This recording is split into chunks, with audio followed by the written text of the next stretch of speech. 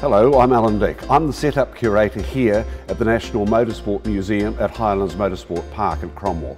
Tony Quinn asked me to do this job because he learned that I've been writing about motor racing here in New Zealand since 1963 or 64. And over those years I built up a wealth of information, books, photographs and connections with various people, so it became quite a fitting job for me in the twilight of my own personal career.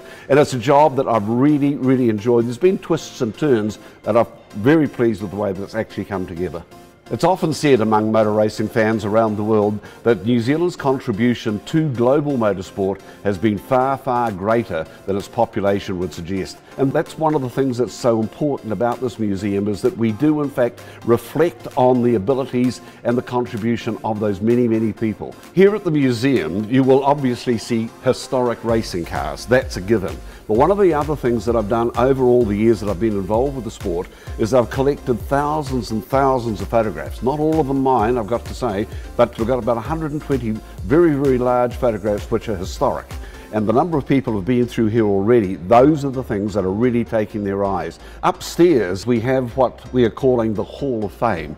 There are 6 panels, and on each of those panels there are 3 separate panels, and they all honour various people who've made major contributions to the sport here in New Zealand.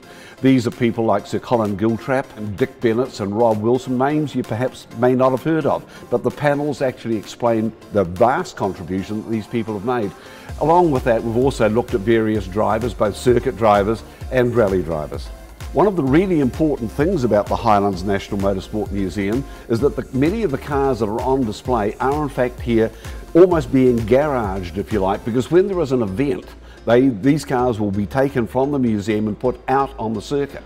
And of course the owners, if they are members of the GT club, they will also come here at selected times and take the cars out there and have a run around the circuit. So in that way the content of the museum will be constantly changing and constantly evolving. And in the short space of time that this has been established, we've already had people knocking on the door, making phone calls, sending emails, offering both cars and memorabilia. And that is really going to be an ongoing aspect of the place, that it will be constantly changing and the collection will be building and changing all the time.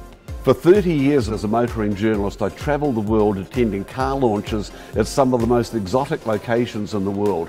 And I have to say that what we have here at Highlands is right up there with anything that I've ever experienced.